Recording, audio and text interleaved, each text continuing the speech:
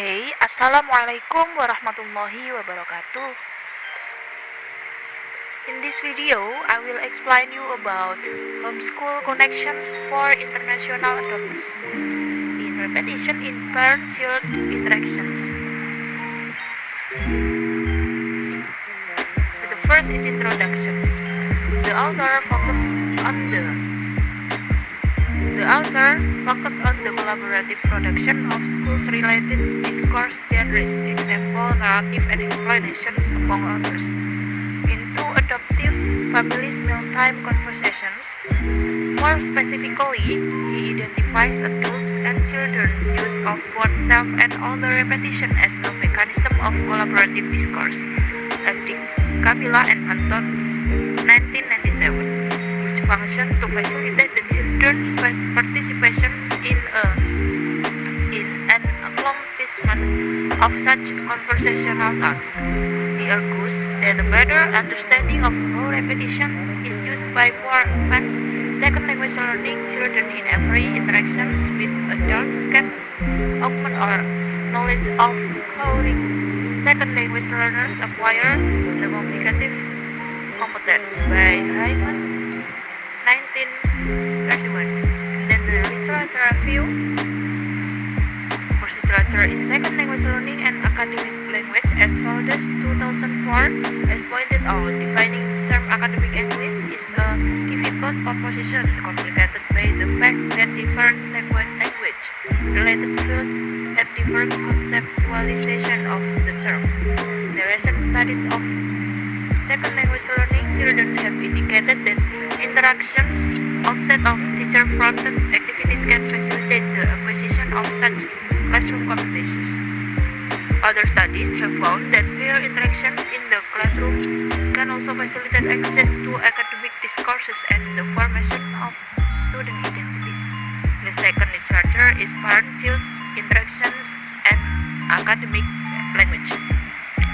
Parent-child and family interactions have been found to be an important site of socialization into school discourses for these language learning children. There are few studies that examine such parental scaffolding of a child discourse production in a second language. However, in adoptive families where parents and children do not share a first language, such as interactions may be fruitful sites of exposure to academic discourses as in traditional monolingual families.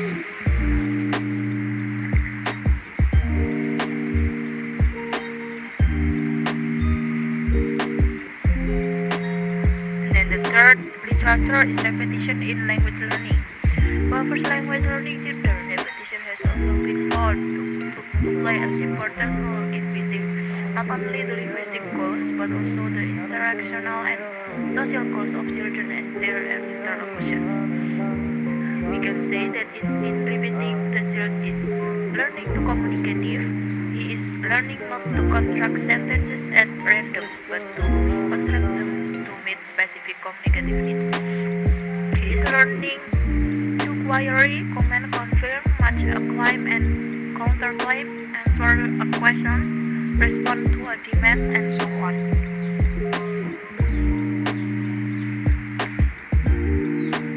And then the method, the participant of this is two families out of a pre-existing pool of 11 adoptive families were selected for and agreed to participate in the current study.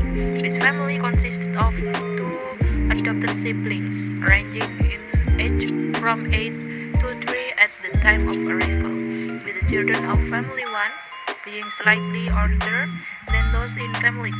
The current study focused on the two children who were closest in age, Sasha from family 1 and Arkady from family 2, ages 8 and 6 respectively at the start of the study.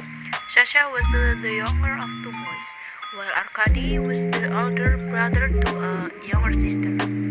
Sasha had arrived in the US and had been enrolled in a public charter school for about 13 months at the start of the study. Arkady had arrived in the US and had been homeschooled, with some interruptions, according to interviews with his father, for about 7 months.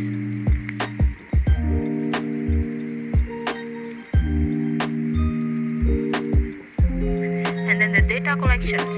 Parents were asked to choose 1 week out of each month to conduct 4 individual recording sessions, 2 dinner time sessions, and 2 reading, homework, or other literacy related event for a duration of 6 months.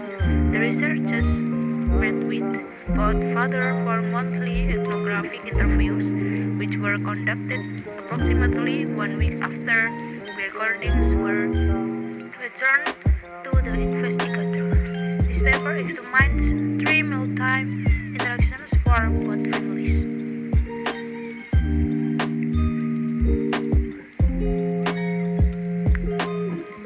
And then the analysis.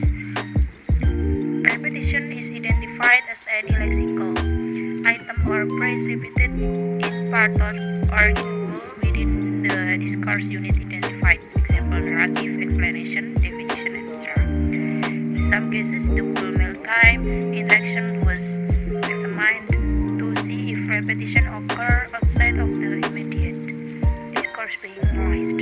Such instances will be discussed in detail in the following sections.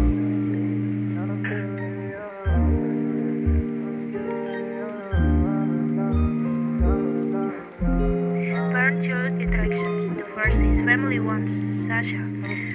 The parent joined in family one initiated many of the children's stories and report about their day through elicitation. This elicitation often involved of other repetition, and in this way, John established a framework for the provision of more instruction and the establishment of lexical cohesion in the narrative. The members, and then the second is family 2. The name is Arkady. The member of family 2, the name is Kevin, Meredith, Arkady, and Emma. Typically engaged is defining and explaining episodes more than narratives or reportable today, perhaps because the family members spend more time together than the family or the children were a bit younger. The children often led the family conversation by asking questions of their parents. More communication breakdown or requests for clarification occur in this family's discourse. The fact that Arkady is not willing to venture an explanation of how to make a snowflake without prior instruction, and even tears the outcome of the activity, such as the extent to which he relies on prior discourse to express new information in family conversation and perhaps build his own linguistic competencies.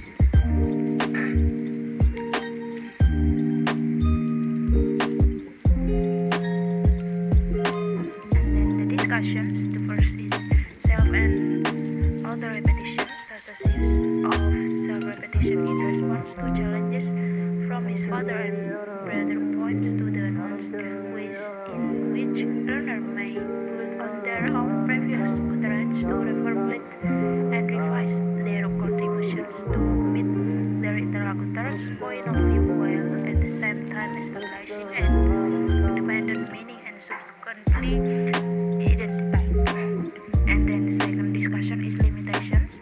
This study has focused on aspects of the micro-interaction between adoptive parents and children to explain two-point differential linguistic performance.